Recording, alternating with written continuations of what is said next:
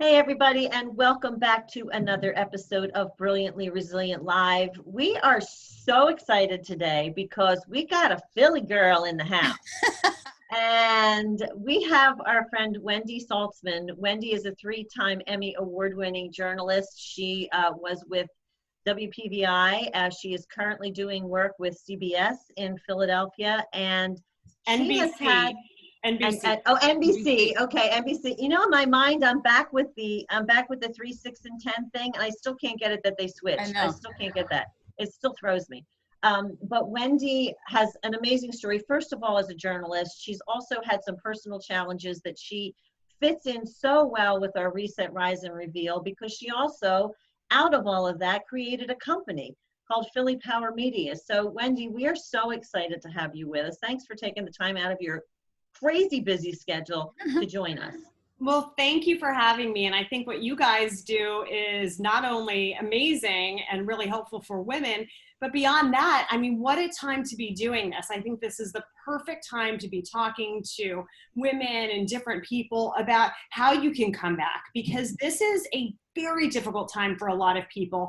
And so what we need to be looking for is how we take the positive out of these situations and become stronger and become better instead of becoming discouraged. And so I love what you're doing and so glad to be a part of this. Well, thank you so much. You know, one of the things that Kristen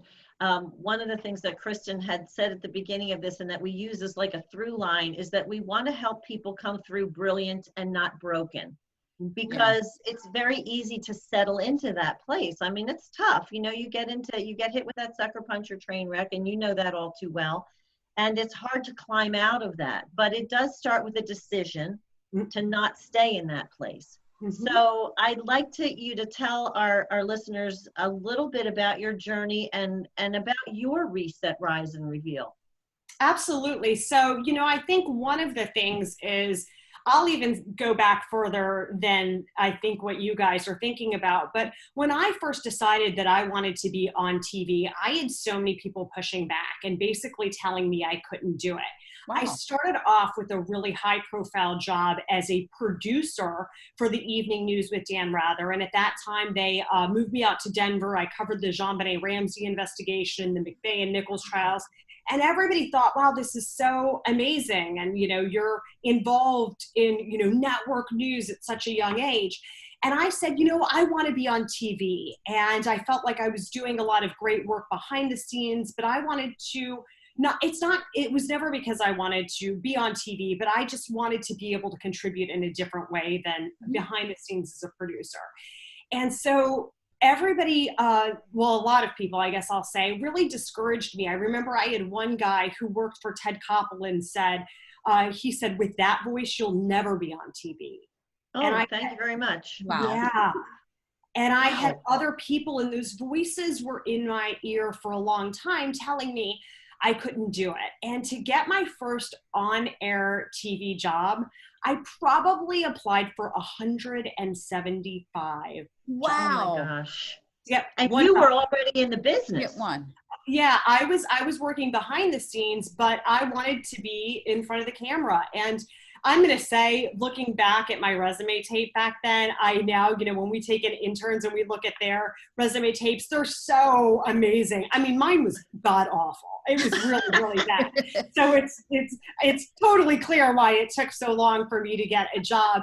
But I think that was one place that I had to stop and say, I can't let other people determine my destiny or tell me if I can do something. I need to have faith in myself and have that courage that despite those obstacles and, you know, 174 applications out there, I said it only takes one. And maybe, I don't remember the number. It was many, many moons ago. But I said, you know what, it's just got to take that one person that sees something in me. And I got that first on-air job in Waco, Texas, which was market 93 out of 212. And so, you know, that's where I started my career. And from then on, I built up my portfolio and became an investigative reporter. And I launched 3 separate investigative teams during my career. I launched one in Grand Rapids, Michigan. I launched the investigative team at the CBS affiliate in Atlanta, Georgia. And then I was brought in here to 6ABC, the powerhouse station in Philadelphia, to launch their investigative team back in 2012. And the other thing I'll say about that is throughout that entire time, I never had an agent. I always had to promote myself. And a lot of people, when you get to a market like Atlanta is a top 10 market, Philadelphia is market number 4, New York being 1, a lot of people pay people good money to promote themselves. And I truly believe that we have to be able to promote ourselves. And that's something that I can't say enough to women, because I find that women don't want to brag on themselves enough. Oh my gosh. You're speaking our language, because we're just like, first of all, we didn't have, and we still don't really have the wherewithal monetarily to put, because some of those things cost a heck of a lot of money, to be able to do, to be able to engage someone like that. But the bottom line is, like you said, if you really believe in yourself and you really have that passion, you're probably your own best advocate in the first place, right? I truly believe that. And I think that, they talk about imposter syndrome and all these things. I think that as women, a lot of the times we get in our head and we're nurturers and we want to make sure everybody else around us feels good. And so in my business now, jumping forward, one of the things I do is I coach people in terms of public speaking, media training, but also in their pitch and how to market themselves. And I found I was working with this one doctor who was the youngest head of surgery at a massive healthcare system. And I said, I was giving her things she needed to say about herself when she was out there trying to raise money. And she said, I don't feel comfortable saying that. I don't feel comfortable saying this and that. And I said, well, why? And she said, well, I don't want other people to feel bad about themselves. Wow. Oh, geez. And I not your job to worry about that.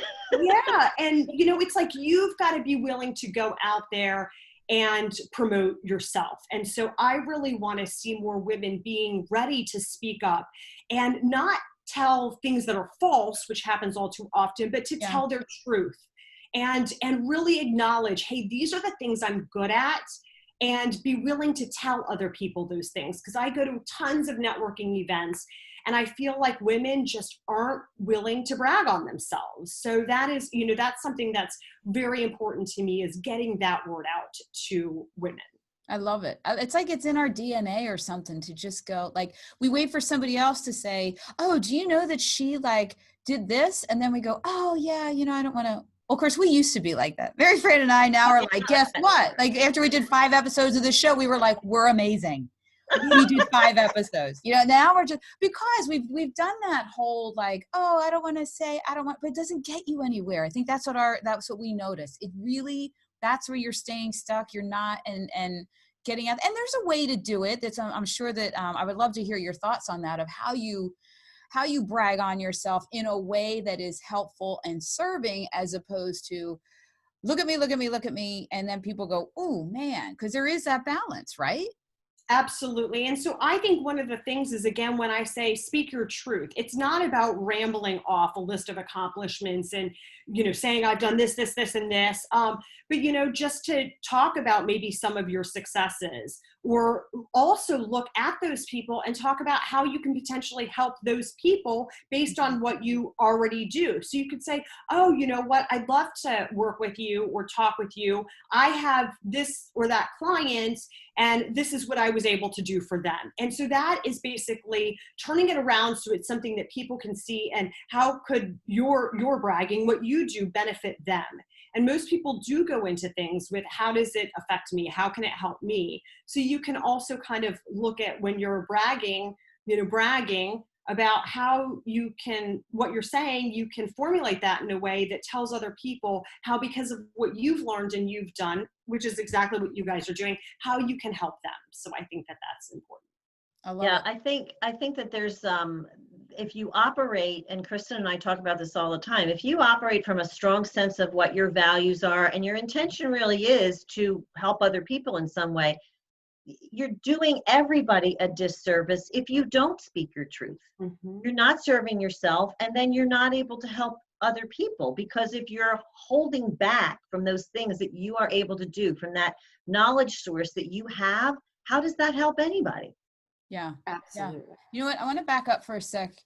More in the beginning, I want to know a little more about the kind of where this comes from, where you're saying that people said you'll never make it. I mean, I had that too. Somebody said to me, oh, that cute little mom thinks she's going to make a dent in vision research, right? And then 6 years later, he and I were 2 of 12 people to be invited to the FDA to testify from the whole world. But initially I was like, oh, I am just this little mom. Like it set me back for a while. But I also come from a family that always said I was the strongest in the family. So I have a lot of, I don't necessarily have intrinsic in me to be I'm going to stand up and show you. I have a lot of my tribe that says you are that kind of person. Did you have that too? Or is that just something in you? No, I think it was something just in me. I guess if I would say, where was it from? When I was growing up, I was very blessed. I had parents that told me I could be anything I wanted to be. And I remember as a kid, one of my aunts and uncles asked, what do you want to be when you grow up? And I said, President of the United States, So nobody ever told me I couldn't do what I wanted to do. But I went to college when I was just 16 years old. I went to the University of Chicago, and that wasn't anybody pushing me to do that. I just said, I'm bored in high school. I'm not learning enough, and I want to go someplace I can learn. So I always had hard or good work ethic instilled in me, and that always propelled me forward. But it also did teach me that you really can't let somebody else define you, and hard work is one of the most important things that you can have. And then also just that belief in yourself. And I say that, but also at the same time, I'll tell you that I am my own worst critic. I can look at anything I've ever done and find fault with it. And so that's a place that I think I'm still learning to be better with myself. So we are blessed with the women that we surround ourselves with, and the people who are there to encourage us, and, even our husbands as well. And, but people that can tell us, what, you are amazing and you are great. And just sometimes everyone needs that. But I think deep down, you have to learn to believe that yourself. Yeah, I agree. Now, look, if you ever have one of those moments where you're criticizing yourself, just text Mary Fran, because she can get over it. I'll slap you right out of that, girl. I'm like, oh my God, I can't believe I just did that. And she'll go, it was a video I messed up. She's like, no one's watching it anyway. Who cares? Get over it. And I'm like, okay. And she gets you right back on the horse. We're moving on, baby. We are moving on. We're not letting any of this stuff slow us down. I always said, like, I'm at a certain age in my life, and I'm like, I don't have time to listen to what anybody else says. The time for that is past. And, I think there's actually something to that. I think that obviously when we're young, we're still very vulnerable. We're still figuring out who we are, and people's opinions, especially if they are, further along than we are in the journey, people's opinions weigh very heavily on us. But, here's something that I want to say, though, is that I don't know how much it has to do with age anymore. And this is why good. I think social media has changed the game for everybody. That and we're going to see that, for people who have kids and kids that are turning into tweens and young adults, that those people are online and they're constantly comparing themselves to other people. And that is a dangerous, dangerous road to go down. And so I think it's about setting realistic expectations, of understanding that, everybody may come across as if they're so amazing on social media, but deep down, not everybody is, and they do have these struggles. And, if you listen to a lot of stories right now, people are struggling and they're willing to share that struggle. But I'm going to tell you something, being in the news, this is the first time that I have had so many people, we do what we call man on the street interviews, and you'll walk up to people and say, oh, can I interview you? Or, I'm having to call people and say, can you talk about applying for unemployment? Most people are normally ashamed. This is the first time I really think a lot of people are willing to say, you know what? Because of the pandemic and what's happening, I'm struggling right now. And I think that's a very honest, vulnerable place to be, that people can can talk about and can share, and we can help each other. And it's a very important time for us to be doing exactly that.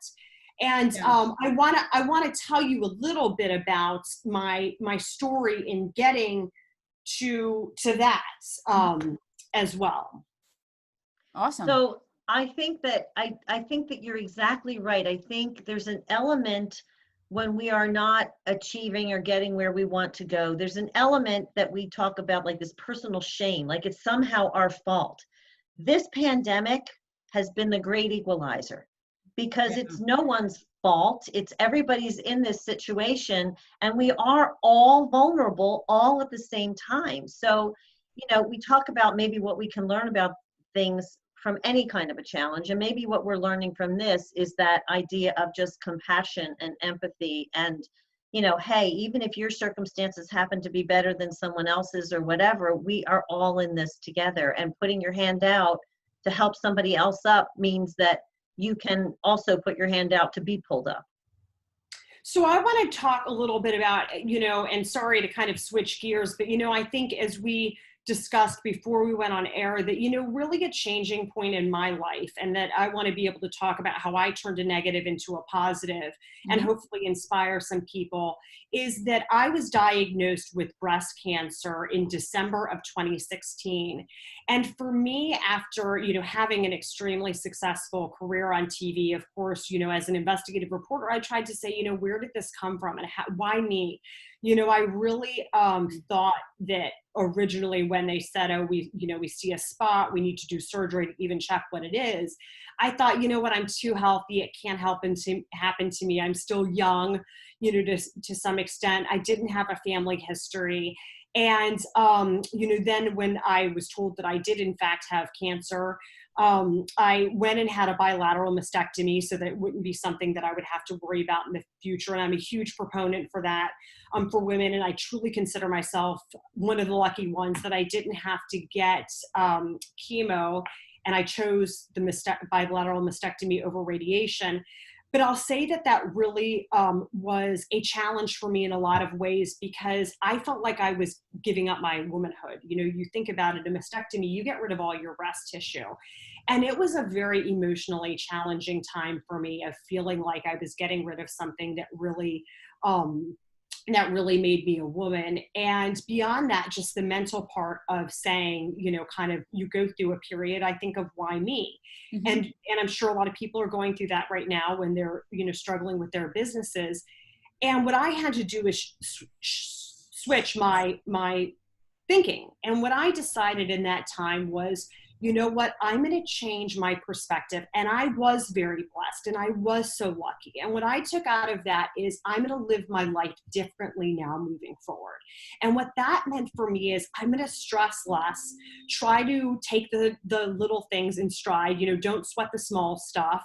And I decided at that point, TV is an extremely, extremely stressful career. You're constantly meeting deadlines. You have people who are upset with you all the time, criticizing you, etc. And it can be really overwhelming. And after 23 years, I finally said, I'm going to leave what was an extremely successful career as an investigative reporter at the #1 station in the 4th market in the country, to pursue my passion and start my own company. And I did that because I thought I really needed to take care of me first.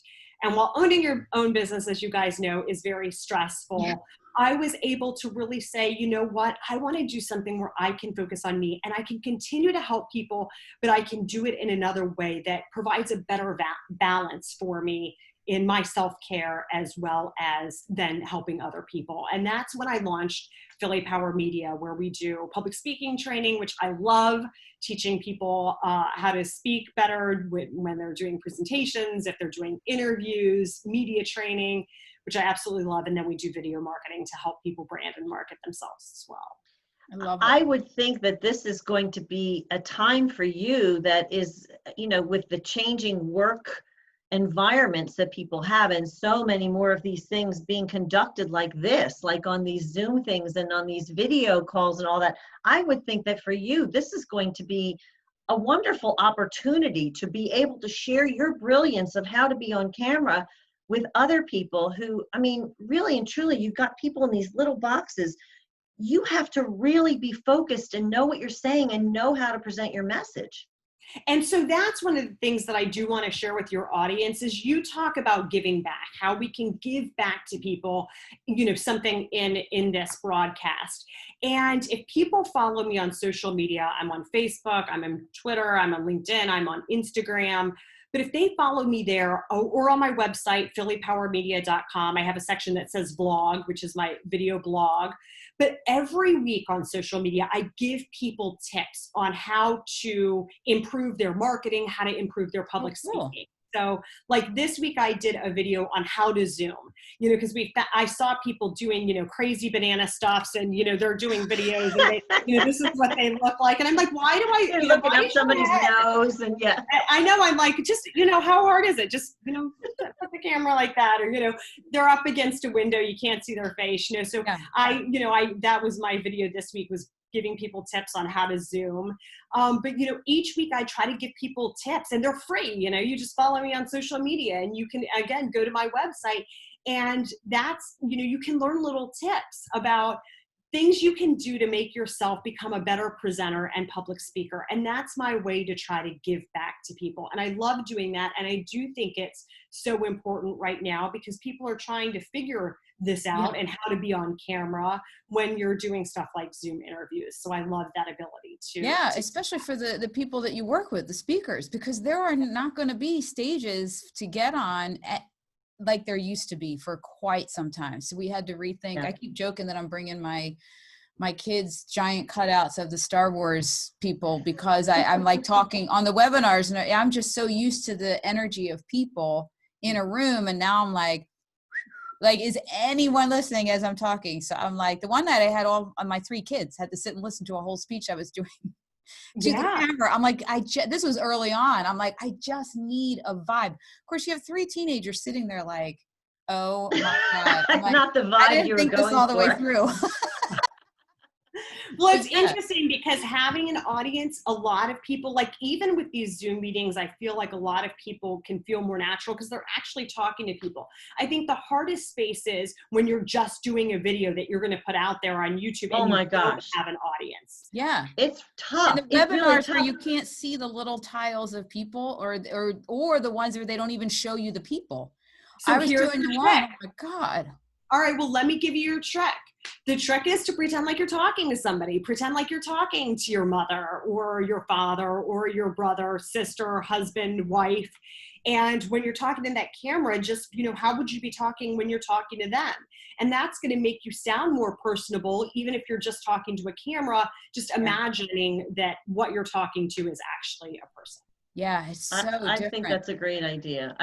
Or as Kristen said, get your cardboard cutouts and make yourself an audience so that you can have eyes to look at, because we don't really realize how much feedback and energy we get that's not spoken, that we see visually, that we take in, and that it affects us. So this whole idea of learning how to present to kind of nobody but everybody at the same time, and people are going to judge you for that. That's huge. So I want to encourage all of our listeners to go to Wendy and get her tips, because this is the brave new world we live in.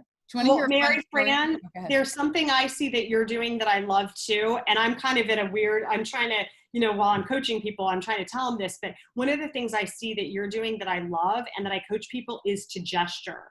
Because when you can't help myself. But that's great, because people often ask, what do I do with my hands? What do I do with my hands? Well, when you gesture, it makes your speech patterns more natural. When you think about it, what makes us sound compelling and interesting, and I know you both have done TED Talks, but is the pauses. It is your voice inflection. It's all those kinds of things. And so when you gesture, it helps your voice pattern follow the gestures in your hand, and it creates pauses in your speech. So there's a lot of that. But you're so right, because I think that when we think of speech, we think of it as purely speech. And it's not just about your mouth. It's about your face. It's about your body language. It's about everything. And that doesn't go away just because you're staring into a laptop.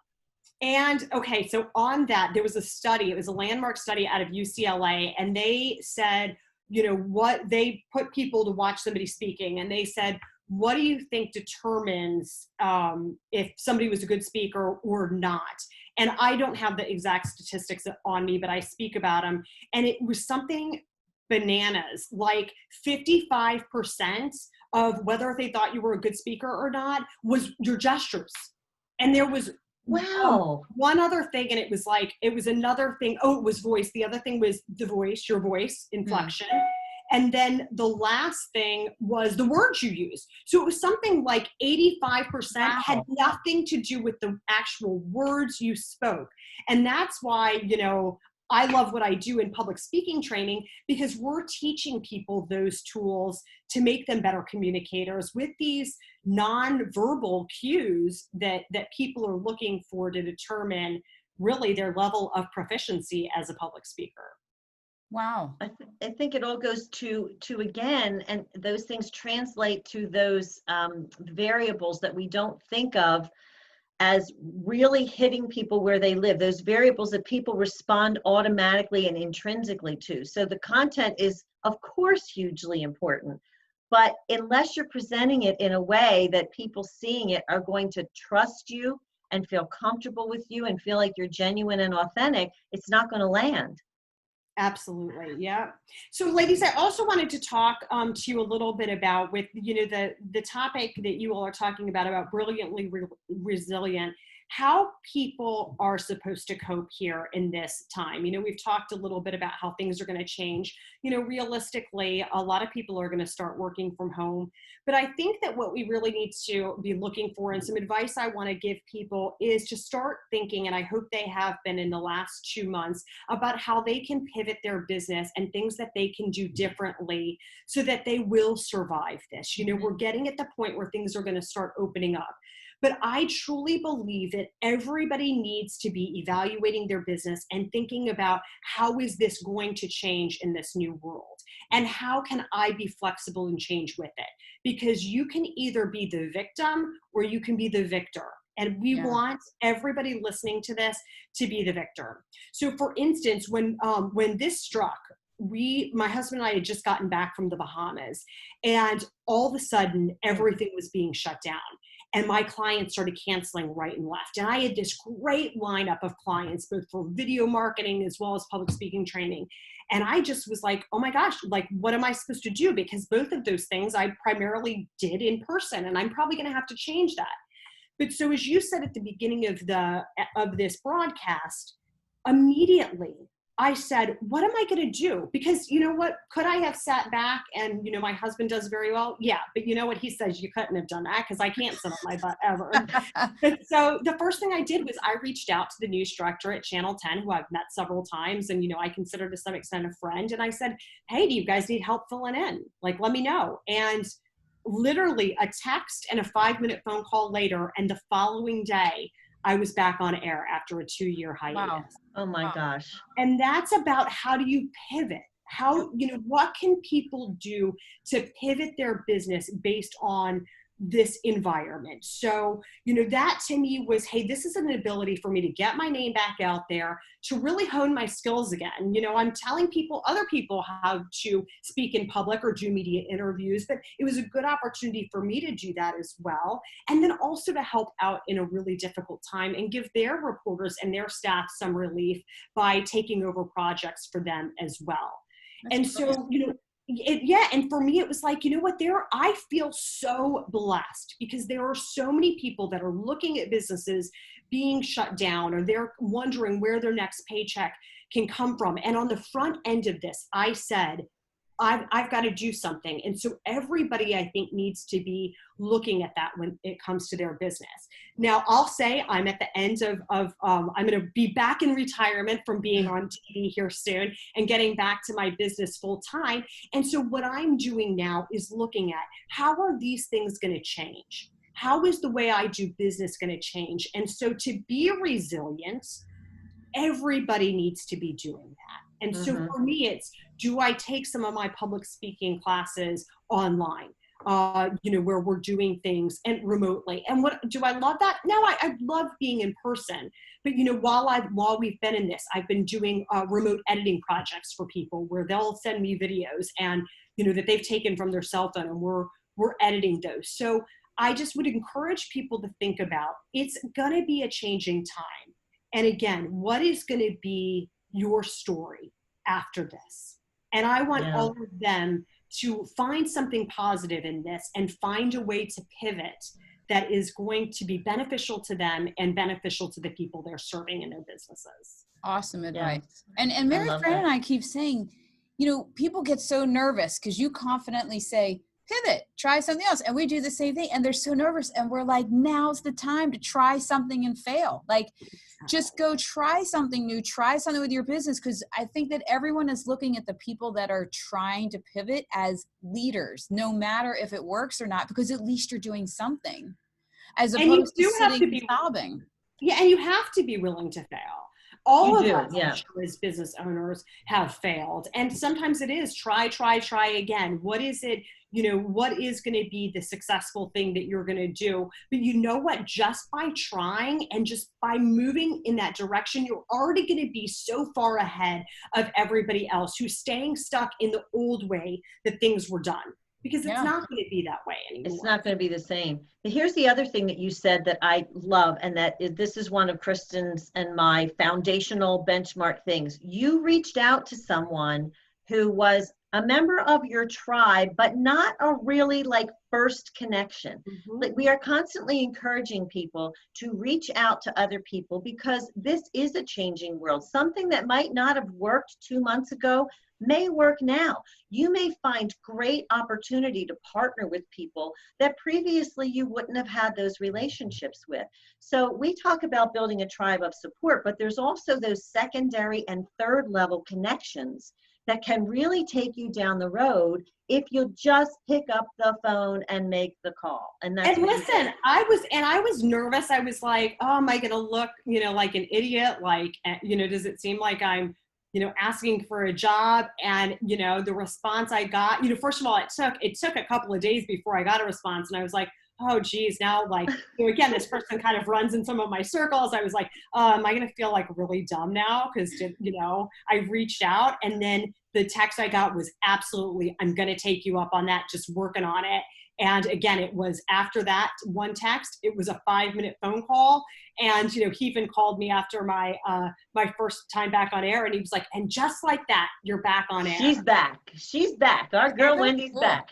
I always say to everybody, look, if you're afraid that you're going to look stupid, guess what? You already have. That ship has sailed. At some point in your life, you already look stupid and you survived it. So what have you got to lose at this point? We're always telling everybody, hey, we'll steer the stupid ship. Come on board. Just give it a try. Be part of the crew. You have to be willing to risk it and to put yourself out there. You're never going to move forward if you're not coming up with big ideas. And I would definitely encourage all of the people that are watching this, think big. If you could say, bold, if I could think of something crazy and ideally go after that. For me, starting a new business after, again, I left a very successful career. It was scary, and I may have to continue to pivot and change. But you know what? You've got to think big, and you've got to follow your passion. And as long as you're doing that, you're going to end up okay. And I think the other thing that we're learning in this environment is money is not everything. Do not compare yourself to other businesses who may have been doing this for 20 years, and maybe you feel like, oh, I'm not at their status. Well, you know what? They started somewhere too. And I've been blessed to have people in my industry that are women, and there have been men as well in my new industry, that have taken me under their wing and have said, I'll sit with them and take them to lunch. How did you get where you are? And people really, I think people are afraid to do that too. So that would be one of my other words of encouragement, is contact people that you may think are your competition, because they may actually be able to help you. Whether it's, hey, how have you been successful? For me, it was, how have you been successful with crews? How have you been successful finding clients, with a very large public speaking woman who does media training in the industry, who also used to work with Channel 6. I sat down with her to hear how she built her business. And she goes, you know what? I think I can take you on as a consultant. And I worked for her as a consultant. But you know what? Most people would have said, that's my competition. I'm not going to call her. And I said, you know what? I'm going to call her. We both worked at you just got to reach out and do it. Well, I think actually that, I think that's one of the biggest themes of this whole nightmare pandemic is that what was competition has become collaboration. Absolutely. Yeah. And because we're finding that we're just look, we're calling everybody now. We're over the whole, what if we look stupid? Guess what? Want to come on our show? Want to help? Because we're at this at a collaborating, the two of us and then other people that can really help people at this point. We just had to get over ourselves and that ego thing of, are people going to think we're too small? We never did this before. You know, we got banners on our wall, whatever. I got a dog that'll come in and bark. So what? We just, it's more about the serving and then finding those collaborators instead of competitors. And that's what we're finding, that people want to collaborate and not compete right now. All ships rise. And the folks that are nervous about the competition are the ones that are sitting on the sideline, unable to pivot, unable to move, and not happy at all. Yeah, well, listen, ladies, I hope that if we helped one person out there that heard something they found useful in this, you know, that's going to make that time worthwhile for me. So I really appreciate you guys having me on your broadcast here today.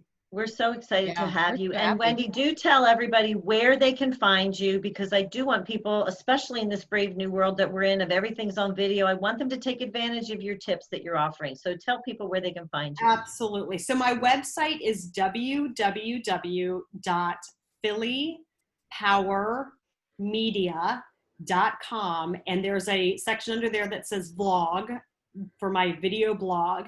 And then also just find me on LinkedIn, find me on social media, on Facebook, Twitter, just Wendy Saltzman or Wendy Saltzman Philly Power Media. And they can go there. And again, every week, if you follow me, then you're going to get those tips straight into your news feed. And, you know, I love doing those and finding a way to help people out. So thanks again for letting me chat with you guys and do that. Awesome. It was a pleasure. It was a Thank you. pleasure. So everybody, please check out Wendy Saltzman, Philly Power Media. You might catch her on the news. She's still popping up here and there. And she has lots of wonderful tips to help us deal with this brave new world of video. So Wendy, thank you for joining us. Everybody else, thank you for tuning into another episode of Brilliantly Resilient Live. And we will see you tomorrow. Bye, everybody. See ya.